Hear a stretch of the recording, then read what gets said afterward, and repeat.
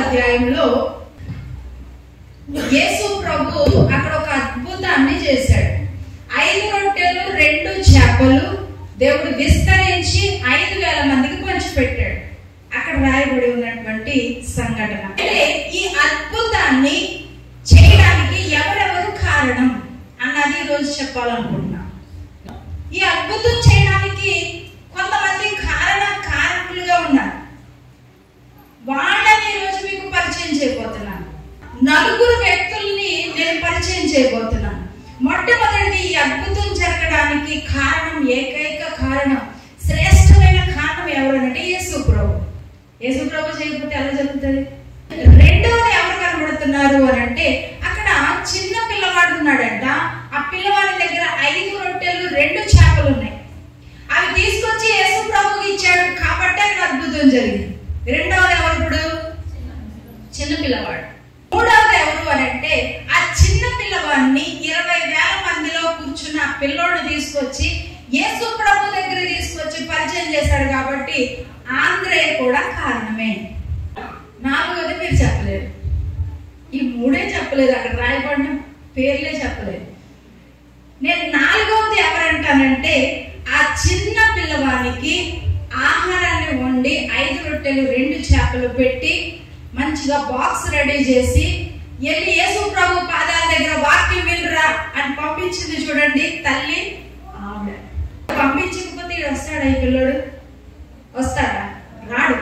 ఎంతమందిని చెప్పాను నేను? 4 చెప్పాను. మొట్టమొదట అక్కడ చిన్న పిల్లవాడు కనబడుతున్నాడు. ఈ చిన్న పిల్లవాడిని తల్లి ఏం చేసింది అని అంటే ఆహారాన్ని రెడీ చేసి నువ్వు యేసు ప్రభు పాదాల దగ్గరికి వెళ్ళి నువ్వు యేసు ప్రభు మాటలు వింటా ఉంటే నా పిల్లవాడు దీవించబడతాడు, నా పిల్లవాడు ఆశీర్వదించబడతాడు అనే ఆశ కలిగి ఉంది ఆ తల్లికి. ఆ ఆశను బట్టి ఏం చేస్తుందంటే ఆహారాన్ని పెట్టి తను వచ్చిందా కొని వాక్యం వినడానికి? వచ్చిందా? అక్కడ తల్లి గురించి ఏమీ రాయబడలేదు. ఆమె పేరు రాయబడలేదు, పిల్లవాడి పేరు కూడా రాయబడలేదు, ఏ ఊరు ఏంటి ఏమీ రాయబడలేదు. కానీ ఆ తల్లి పంపించింది. ఇక్కడ ఈ చిన్న పిల్లవాడి గురించి చరిత్రలో 3 రకాలైనటువంటి కథలు చెప్తారు, కూడా మనకి తెలియాలి. మొట్టమొదటిది ఏంటి అని అంటే ఈ పిల్లోడంట 5 రొట్టెలు 2 చేపలు కొనుక్కొని రా అని తల్లి పంపించింది అని ఒక కథ. రెండవది ఏంటి అని అంటే 5 రొట్టెలు 2 చేపలు లేకపోతే రొట్టెలు చేపలు ఆ సమూహంలో ఆ జనాల మధ్యలోకి తీసుకెళ్లి అమ్ముకుంటున్నాడు అని చెప్తారు. మూడవది బైబిల్లో రాయబడిన దాన్ని బట్టి మనం చెప్పచ్చు ఏంటి అని అంటే ఆ 5 రొట్టెలు 2 చేపలు తన కోసమే తీసుకొచ్చుకున్నాడు. 2 అవాస్తవాలుగా కనబడుతున్నాయి, నమ్మశక్యంగా లేవు కదా. చిన్నపిల్లాడు వెళ్ళి కొనుక్కుని తీసుకురావడం ఏంటి? ఎక్కడికి వచ్చాడానికి? అరణ్యంలో వచ్చి కూర్చుంటాడా కొనుక్కోవడానికి? అమ్ముకునే పిల్లోడా? చిన్న పిల్లోడిని పంపించి అమ్ముకోరా మధ్యలో అంటారా తల్లి? అమ్ముకునేవాడి దగ్గర 5 రొట్టెలు 2 చేపలే ఉంటాయా? ఎక్కువ ఉంటాయి. అవి అవాస్తవాలుగా కనబడుతున్నాయి. ఈ సంఘటనలో తల్లిని గురించి నేను చెప్పాలని ఆశపడుతున్నా. ఎందుకు అనంటే ఈ పిల్లవాడిని యేసు ప్రభు పాదాల దగ్గర కూర్చుని వాక్యం వినడానికి పంపించింది. ఆమె చాలా శ్రేష్టమైన తల్లిగా మనకు కనబడుతూ ఉంది. ఆ తల్లి యొక్క కారణం, ఆ తల్లి పంపించిన కారణం చేతే ఈ బిడ్డ ఏం చేశాడు అంటే అక్కడ అద్భుతం జరగడానికి కారణమయ్యాడు. అయితే ఏది ఏమైనప్పటికీ ఆ పిల్లోడు ఎవరు అని అంటే పసివాడు, 10 సంవత్సరాల వయసు. ఇప్పుడు 10 సంవత్సరాల వయసున్న వాళ్ళని మనం ఎక్కడో అరణ్యానికి పంపిస్తామా? నువ్వు వెళ్ళకపోయినా పర్వాలేదురా, మనమైతే ఏమంటాం? అంత దూరం వెళ్ళాలా వాక్యం వినడానికి? నేను వస్తే లేకపోతే మీ అన్నయ్య వచ్చినా నేను వచ్చినా నాన్నగారు వచ్చినా పర్వాలేదు, ఎవరు రాకుండా నువ్వు ఒక్కడే వెళ్ళి వాక్యం వింటావు? వెళ్ళవచ్చు కదా కానీ ఇంట్లో కూర్చో. మనమైతే చెప్తాం. సంవత్సరాల పిల్లోడిని ఎక్కడో అరణ్యానికి పంపిస్తామా? మనం పంపించు. కానీ ఈ తల్లి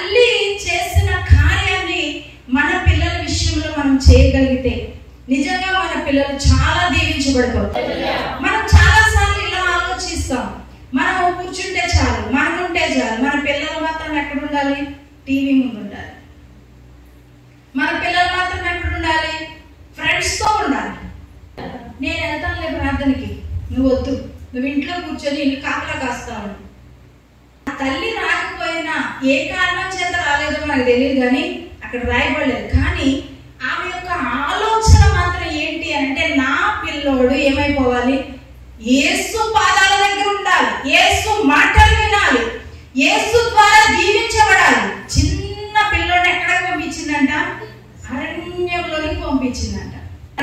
తోడిచ్చి పంపించిందో ఏమో మనకు తెలియదు, కానీ పిల్లవాడు మాత్రం ఒక్కడే వచ్చినట్లుగా మనకు అక్కడ కనబడుతుంది. చూడండి, ఈ రోజు మన పిల్లల విషయంలో మనం ఎలాంటి శ్రద్ధ చూపిస్తున్నాం?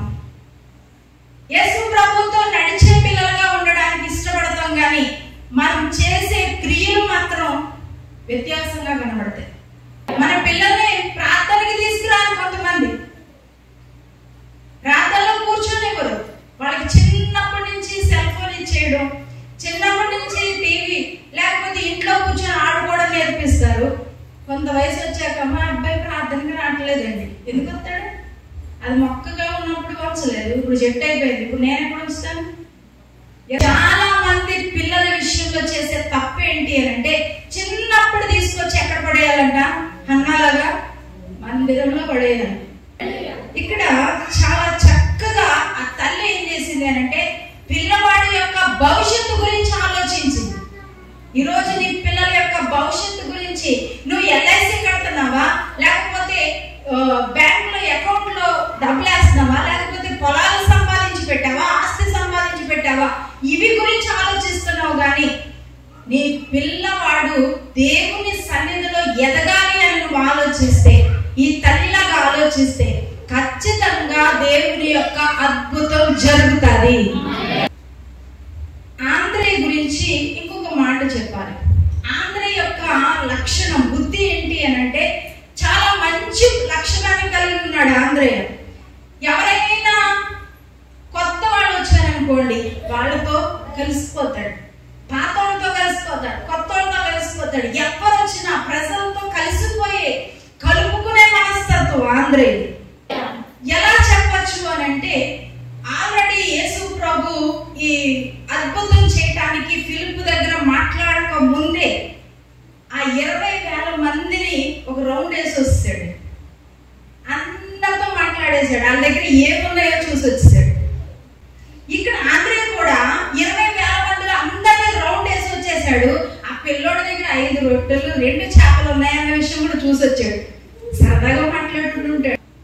చివరికి ఈ ఆంధ్రే ఏం చేశాడంటే, ఆ పిల్లవాడి దగ్గరికి వెళ్ళి, నీ దగ్గర ఇవి ఉన్నాయి కదా, ఇస్తావా యేసు ప్రభుకి అంటున్నాడు. యేసు ప్రభుకి ఇస్తావా అని అడుగుంటారు ఫస్ట్. అడగకుండా ఎలా తీసుకొచ్చేస్తాడు? అడిగిన తర్వాతే కదా యేసు ప్రభు దగ్గర తీసుకొచ్చి ఇది ఉంది అది ఉందని చెప్పాడు. ఇస్తావా అన్నప్పుడు ఆ పిల్లవాడు ఏం సమాధానం చెప్పాలి? ఏం సమాధానం చెప్పాలి? ఇవ్వనన్నాలి. ఎందుకు అని అంటే, వాడి వయసు ఎంత? 10 సంవత్సరాలు. 10 సంవత్సరాల లోపు ఉంది. చిన్నపిల్లల యొక్క మనస్తత్వం ఎప్పుడైనా చూసారా? మనం చెయ్యి పెట్టి నాకు ఇవ్వరా అంటే ఇస్తారు, వాళ్ళు వెనక్కి పెట్టేసుకుంటారు.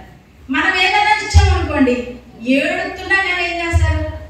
ఇలా ఇలా అనుకుంటే ఇలా చేస్తారు. తీసుకుంటారు కానీ ఇవ్వడానికి ఇష్టపడరు. దాచుకునే మనస్తత్వం స్వాభావికంగా పిల్లలకి మూఢత్వం ఉంటుందట. ఇక్కడ ఈ పిల్లవాడు ఏం చెప్పాలి? అబ్బబ్బా నేను అస్సలు ఇప్పుడు నాకు కావాలి అన్నాడు కదా. కానీ ఏమంటున్నాడు? ఇస్తాను అన్నాడు. ఇస్తాను అనడానికి కారణము ఒకటి నేను చెప్తాను. ఆంధ్రే ఎందుకు అనంటే, ఇచ్చేలాగా ఏం చేశాడు? వాడిని తిప్పాడు. ఎన్ని చెప్పుకుంటాడు? యేసు ప్రభుకి ఇస్తే చాలా విస్తారంగా అయిపోద్దురా, దేవుడు బాగా దీవించేస్తాడురా, నీకు 5 రొట్టెలు 2 చేపలే ఉన్నాయి నీ దగ్గర, యేసయ్యకి ఇచ్చావు అనుకో, నువ్వు దీవించబడిపోతావురా, యేసు ప్రభు ఎన్నో అద్భుతాలు చేశాడు నీకు తెలియదురా అని చాలాసేపు వాక్యం చెప్పేసి ఉంటాడు. అందుకని వాడు ఏం చేస్తున్నాడు? ఇవ్వడానికి ఇష్టపడ్డాడు. ఇంకొకటి, పిల్లలు సాధారణంగా ఇవ్వరు, కానీ ఇక్కడ పిల్లవాడు ఇవ్వడానికి ఇంకొక కారణం ఎవరు అని అంటే ఆ పిల్లవాడి యొక్క తల్లి. లేవియా నుంచి ఏం నేర్పించిందంటే, నువ్వు తినేటప్పుడు నువ్వు ఒక్కడమే తినకు, నీ పక్కన ఉన్న వాళ్ళకి కూడా పెట్టి తినాలి అని నేర్పించింది. అందుకే నా పిల్లడు ఏం చేస్తున్నాడు, ఇస్తావా యేసు ప్రభు అంటే ఇచ్చేస్తున్నాడు. మామూలుగా పిల్లల్ని అడిగామనుకోండి ఏం చెప్తారంటే, ఫస్ట్ నేను కడుపు నిండా తినేసి మిగిలింది ఇస్తాను, లేకపోతే సగం యేసు ప్రభుకి సగం నాకు, లేకపోతే మొత్తానికి ఇవ్వదు. రావాలి. కానీ ఆ పిల్లోడు చూడండి ఎంత చక్కగా ఉన్నది ఉన్నట్టుగా ఇచ్చేసాడా, ఏమైనా దాచుకున్నాడా? ఉన్నది ఉన్నట్టు ఇచ్చాడు దేవునికి. అంటే ఈ తల్లి కనుక చెప్పకపోతే ఆ పిల్లవాడికి ఆ మనస్తత్వం వస్తుందా? రాదు. మనం ఏం నేర్పిస్తాం సాధారణంగా? అల్లే లోతుకి వెళ్ళకండి, పై చెప్పండి. మనం ఏం నేర్పిస్తాం పిల్లలకి? ఏదైనా కాస్ట్లీదో లేకపోతే ఏదైనా దూరం వెళ్తున్నారు పిల్లలు, వాళ్ళకి ఏదో ఆహారం పెట్టించో, ఇచ్చినప్పుడు ఏం చెప్తావు? ఎవరికి పెట్టుకురా, ఎవరికి పెట్టుకు, వాళ్ళు తెచ్చుకుంటారులే, మళ్ళీ అయిపోతే నీకు అక్కడ ఎవరు కొనిస్తారు అంటావా లేదా? తల్లిదండ్రులు చెప్పండి, అంటారా లేదా? ఎందుకు? ఆ ఉన్న ప్లేస్ ఏంటి? అరణ్య ప్రాంతం, వాడు మళ్ళీ కొనుక్కోవాలని ఉండదు.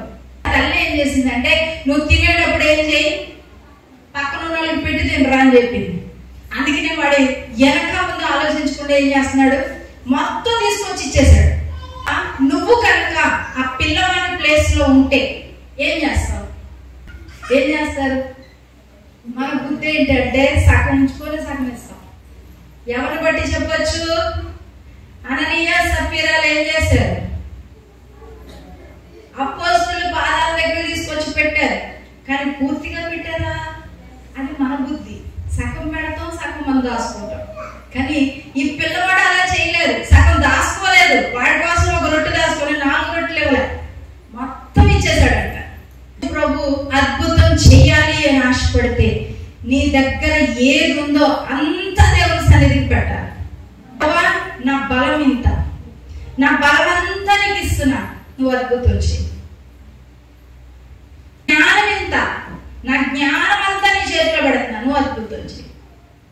6వ అధ్యాయం 10వ వచనం, జనులను కూర్చుండబెట్టుడని చెప్పాడు. వార్తలు ఏం రాయబడ్డారంటే పంక్తులుగా కూర్చోబెట్టారంట. 50 వేసి 100 వేసి పంక్తులుగా, అంటే వరుసలో కూర్చున్నారు. అందరిని కూర్చోబెట్టండి అని చెప్పాడు యేసు ప్రభు. ఈ అద్భుతం జరగడానికి యేసు ప్రభు అక్కడ ఉన్న వాళ్ళకి లేకపోతే మనకి నేర్పించాలనుకున్న శ్రేష్టమైన సత్యం లేకపోతే పాఠం ఏంటి అని అంటే, అద్భుతం జరగడానికి ముందు వాళ్ళని కూర్చోబెట్టమన్నాడా? అద్భుతం జరిగిన తర్వాత చెప్పాడా? చెప్పాలి. అద్భుతం చెయ్యక ముందు ఏం చేశాడు? వీళ్ళందరినీ ఏం చేయండి, పంక్తులుగా కూర్చోబెట్టండి, లేకపోతే వీళ్ళందరినీ వరుస క్రమంలో కూర్చోబెట్టండి అని చెప్పాడు శిష్యుడు. 20,000 మందిని లైన్ గా కూర్చోబెట్టడం సాధ్యమా? సాధ్యమా? కష్టం. ఇప్పుడు యేసు ప్రభు అద్భుతం చేసేసి అందరి చేతుల్లో ఇలా కూర్చోగానే చేతిలోకి వచ్చేది కదా రొట్టెలు,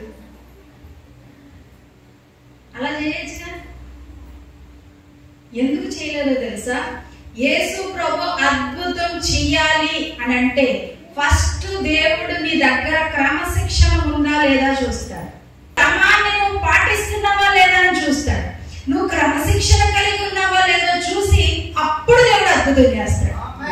మనం చాలా సార్లు యేసు ప్రభు దగ్గర ప్రార్థన చేస్తాం, ప్రభువా నా జీవితంలో అద్భుతం చేయండి, నాకు ఫలానా అద్భుతం జరగాలి, ఫలానా కార్యం నా జీవితంలో నెరవేర్చబడాలని ప్రార్థన చేస్తాం. అప్పుడు యేసు ప్రభు ఏం చెప్తాడో తెలుసా? నేను అద్భుతం చేస్తాను కానీ ఫస్ట్ నీ జీవితంలో క్రమం ఏది? అందుకని అన్నాడు, అక్రమము చేయు వారులారా నా యొద్ద నుండి తొలగిపోండి. నేను అద్భుతం చేయాలంటే నువ్వు క్రమాన్ని పాటించే వ్యక్తిగా ఉండాలి. ఆయన అల్లరికి కర్తగా లేడు. ఆయన పర్వతం మీద ఒక ప్రక్క 850 మంది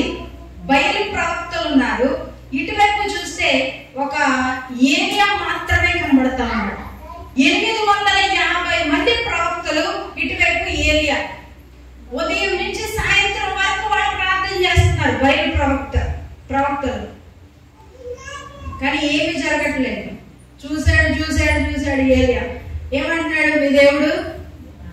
నిద్రపోయాడేమో, లేకపోతే బయటికి వెళ్ళాడేమో. నువ్వు ప్రార్థన చేస్తున్నావు కానీ ఆయన బయటికి వెళ్ళి ఉంటాడు. పిలవండి సరిగ్గా, లేకపోతే వినపట్లేదేమో మీ దేవుడికి. గట్టిగా పిలవండి అంటున్నాడు. చెప్పిన తర్వాత సూర్యాస్తం అవుతా ఉండేసరికి ఏలియా నిలబడ్డాడు. ఇప్పుడు అంటున్నాడు, ఇంకా చాలు, మీ దేవుడు ఇంక రాడు, ఏమి చేయడు, మీరందరూ ఆగండి, ఇంకా సూర్యుడు అస్తమిస్తున్నాడు, ఇది నా టైం అని చెప్పి నిలబడి ఏం చేస్తున్నాడు ఏలియా అంటే, అక్కడ అద్భుతం చేయడానికి ముందు ఏలియా ఏం చేశాడంటే 12 రాళ్ళు తీసుకొచ్చి పడిపోయిన బలిపీఠాన్ని సరి చేశాడు. హల్లెలూయా, గట్టిగా చెప్పండి.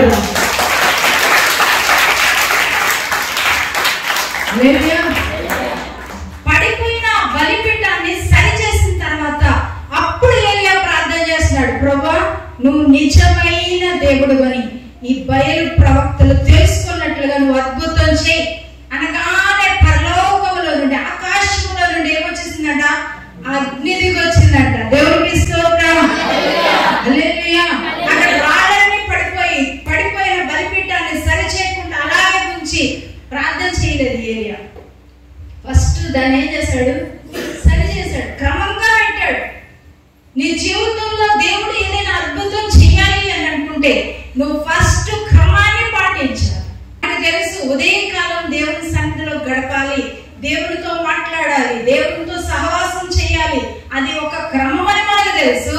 కానీ మన జీవితంలో ఆ క్రమాన్ని మనం పాటించట్లేదు. క్రమాన్ని పాటిస్తున్నామా?